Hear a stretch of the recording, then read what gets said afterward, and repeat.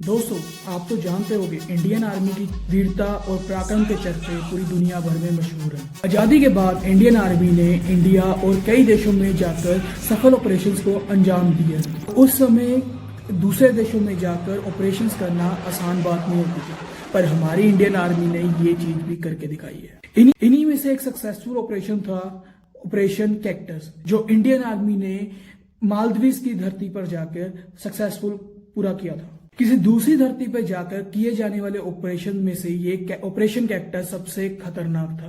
और उस वक्त जब ये किया गया था तब कई बड़ी बड़ी सुपर पावर्स ने अपने हाथ भी खड़े कर दिए थे। इस ऑपरेशन के सक्सेस के बाद दुनिया भर में इंडियन आर्मी की वीरता के चर्चे होने लग गए थे। तो आखिर क्या था ये ऑपरेशन, किसने किया था, क्यों किया गया था और कौन कौन इसमें शामिल था, हम सब ये जानेंगे आज की इस वीडियो में। 1965 में मालदीव्स एक ब्रिटिश प्रोटेक्टरेट था।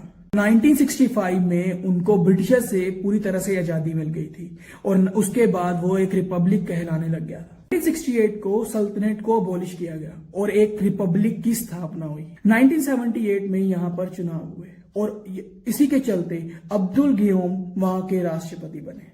उन्होंने 1978 से लेकर 2008 तक मालदीव्स पर राज किया। सत्ता में आने के कुछ समय बाद ही उनकी गवर्नमेंट को ओवरथ्रो करने के लिए कई अटेम्प्ट्स किए गए। तो ओवरथ्रो करने के लिए 1980, 1983 और 1988 में 3 अटेम्प्ट्स किए गए। 1980 और 1983 का अटेम्प्ट फेल हो गया, पर जो 1988 का अटेम्प्ट था उसको बड़े लेवल और प्लानिंग के साथ किया गया था। प्रेसिडेंट को टारगेट किया गया था जहां पर उनकी जान बाल बाल बची थी, लेकिन इसका सारा क्रेडिट हमारी इंडियन आर्मी के ऑपरेशन कैक्टस को जाता है।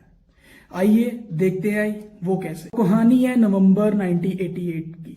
नवंबर 1988 की सुबह को प्रेसिडेंट भारत के एक सरकारी दौरे पर निकलने के लिए तैयारी कर रहे थे। ये बात सबको मालूम थी और इसी बात का फायदा उठाते हुए एक विद्रोही समूह उनका तख्ता पलट करने की तैयारी कर चुका था। लोग सरकार के खिलाफ बगावत करके उनकी सत्ता पर कब्जा करना चाहते थे। प्लान का मास्टरमाइंड मालदीव्स का एक रिच बिजनेसमैन था और उसका नाम था अब्दुल्ला लुत्फी। उसके लिए इस मकसद को अकेले अंजाम देना संभव नहीं था, इसलिए उन्होंने श्रीलंका के एक्सट्रीमिस्ट तमिल मिलिटेंट की सहायता ली। उस समय श्रीलंका के हालात कुछ सही नहीं थे और PLOTE उनकी मदद करने के लिए तैयार हो गए थे। 3 नवंबर 1988 को PLOTE के लगभग 200 टेररिस्ट श्रीलंका से मालदीव्स जाने के लिए रवाना हो गए और वो वहां पर एक टूरिस्ट बनके पहुंचे। अब्दुल गियोम को उस दिन दिल्ली में सरकारी काम के लिए इनवाइट किया गया था और गुडविल के चलते इंडिया ने उनको लेने के लिए अपना प्लेन भेजा था।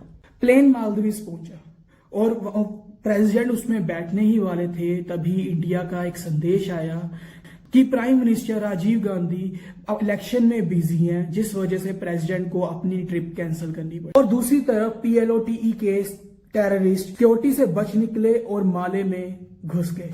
उनके हिसाब से प्रेसिडेंट इंडिया के लिए रवाना हो चुके हैं, पर जब उनको ये पता लगा कि प्रेसिडेंट की ट्रिप कैंसिल हो चुकी है तो वो असमंजस में पड़ गए, क्योंकि प्रेसिडेंट की मौजूदगी में यकू करने का उनका कोई प्लान नहीं था। लेकिन अब बहुत देर हो चुकी थी और PLOTE के आतंकियों जगह जगह फैल चुके थे और उन्होंने ये सोचा कि ये मिशन को उसी दिन में कंप्लीट करना है, जिस वजह से उन्होंने आसपास सारी तरफ आतंक मचाना शुरू कर दिया।